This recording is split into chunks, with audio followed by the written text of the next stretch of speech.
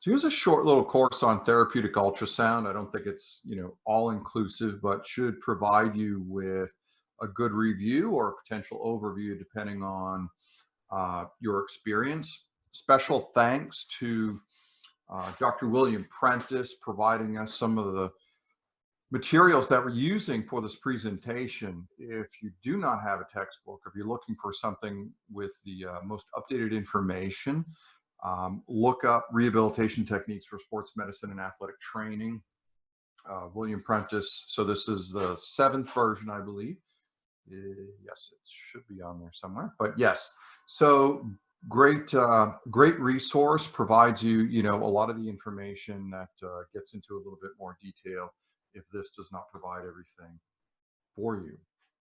So we're going to talk about therapeutic ultrasound. So therapeutic ultrasound is a little bit different than the ultrasound that you may use for diagnostic purposes. It's a similar technology. So there is a device, and the device is actually going to create an electrical wave pattern that eventually makes its way to its transmitter. This one obviously is not attached.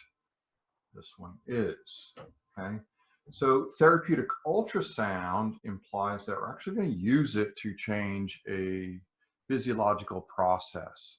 And so the device creates an electrical current. It makes its way into a transmitter, and the transmitter is going to convert that energy into an acoustic energy. And it's going to use a piezoelectric pattern, right? So this is a line-powered device. It's connected to a power source into the wall, an AC current, and this particular device is a combo unit, and that combo unit has electrotherapy ultrasound, so it allows you to do many different things. But so it is an electrical device that is going to create some conversion of the energy through the transducer head. So inside of these heads is actually a crystal. I won't take this apart because the crystal inside of here is synthetic, and that's really popular for today's devices. It makes it more consistent from within the manufacturer, as well as one manufacturer to another. These are also hermetically sealed, so you can perform certain types of therapies, such as underwater, with no danger of creating any specific problems.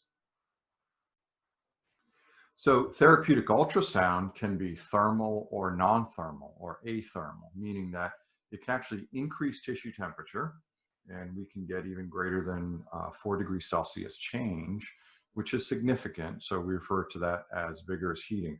Or it can be non-thermal, meaning that we're not actually going to be generating any thermal energy inside of the patient.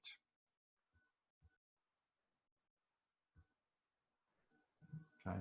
As I briefly mentioned, there's a piezoelectric process. So the electrical current is going to go through the cord and make its way into the transmitter device. And inside of this little head here, as I mentioned, there's going to be a crystal. So as the electrical current is being transmitted through this crystal is actually going to contract and constrict and contract and constrict. So it's going to change a little bit in size, okay? And as a result of that, that's actually what's going to generate this this acoustic wave pattern. And I keep saying acoustic and ultrasound because it actually is. It's a sound wave. And we say ultrasound because it's beyond what we can hear under the normal capacity of human hearing capabilities. So there are some parameter settings to this, and the parameters that are manipulated is we have 1 or 3.3 megahertz. So that's going to influence the depth of penetration, and as we'll see, that's going to influence the absorption or the heating rate. And then we have a duty cycle setting. So the duty cycle setting is really sort of this on and off time. And typically most devices range from 20% duty cycle, meaning it's on 20%, and then it shuts off for the remainder of that. So imagine being on for 200 milliseconds and then being off for 800 milliseconds, if we're looking at a total variation of 1 second. And we can go all the way up to continuous, meaning that it never goes off and on, so the energy is going to be emitted continuously, okay? We can change the duration. Okay, the length of time is which we're actually treating the patient with the energy. And then we can also change the intensity setting. So the intensity setting, typically measured in most devices, it defaults to what's referred to as watts per centimeter squared, which is an amount of energy over a particular given surface area. Okay. We also do have different size heads. So when we say different size heads, it's different size applicator heads. So they actually have larger crystals and larger applicators to them. And so that can potentially increase or decrease the size of the surface area that you are treating with, and imply that you would then want to potentially use a smaller or a larger depending on the surface area size that you are treating. Okay. So the reason for this pulsed versus continuous is it's going to influence the overall average amount of energy density that's emitted to the patient. And what that's going to do for us is it's going to influence the potential amount of energy that's accumulated that results in either being thermal or non-thermal. So for example, if I don't want to be thermal, maybe I'm treating an acute type of condition and I do not want to increase the tissue temperature, I will use a 20% duty cycle. So that 20% duty cycle will minimize the amount of energy that's going to be emitted and therefore absorbed into the tissue. And that will change the relative heating, total heating, as well as the heating rate. And so with that interruption in the energy, that's what allows us to still maintain. So I still may be trying to get to a certain depth of penetration, but again, I may not want to increase the absorption energy density, so that way it becomes thermal. And as we'll see, there are different levels of thermal accumulation based on the patient presentation or the physiology that we actually want to change. Okay, so that duty cycle, typically, if we are using a duty cycle, often it's at 20 and 50%, right? And so again, that's going to reduce it. So studies have shown that even at 50%, it is possible to create a thermal energy application. It will be minimal, and at 20% is really going to be our athermal. And if we really want to increase the amount of energy to create a thermal situation, then usually it's going to be continuous. So we can run a continuous, no interruption, and therefore we're going to create more thermal energy, which will be absorbed into the tissue to a greater extent. Okay. So I'd mentioned earlier the 1 versus the 3.3 megahertz.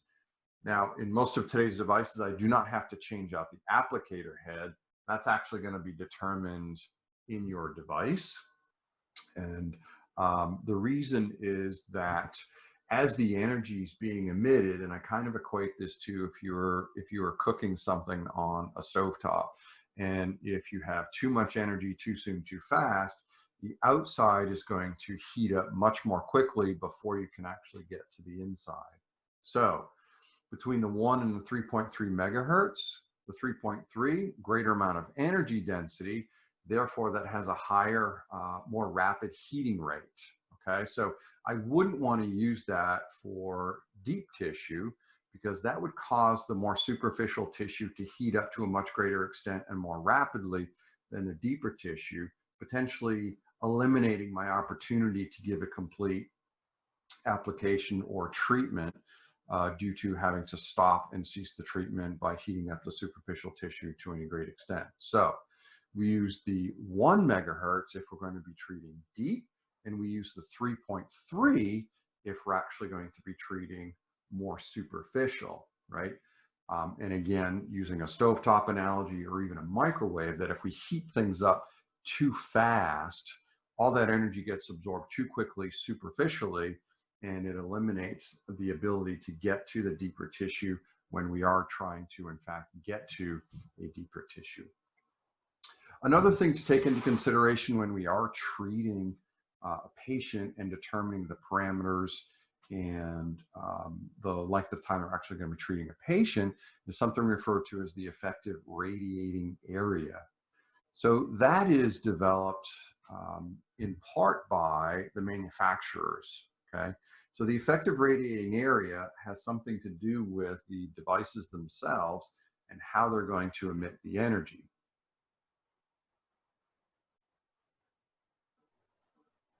Okay. So as we see here, this is the size of the applicator head. Now, in previous devices, some of the applicator heads were much larger than the crystal that was inside. So the effective radiating area is actually determined by the size of the crystal and not the size of the applicator head. So it's important that you know the size of the crystal. That way you can determine the effective radiating area. And so that ERA, the effective radiating area, is about 2 to 3 times the size of the crystal. That's where we can actually create a surface area to treat that allows for the total amount of energy to be absorbed consistently and predictably to the tissue it is that we're treating. If we go too large of an area, we just simply don't have the capacity to treat and increase thermal energy to too large of an area because it's going to be dissipated. We would have to heat it up to a much greater extent because there is going to be a loss of that energy as you treat too large of a surface area. So remember that 2 to 3 times the size of the crystal is what's referred to as your effective radiating area. Okay, so as you can see in this picture right here, so I've taken 3 of the surface area of the applicator head. And so again, it has to do with the crystal. So you want to look at each one of these, and you can see that each one has a different size applicator head. And the reason is it actually has a different size crystal.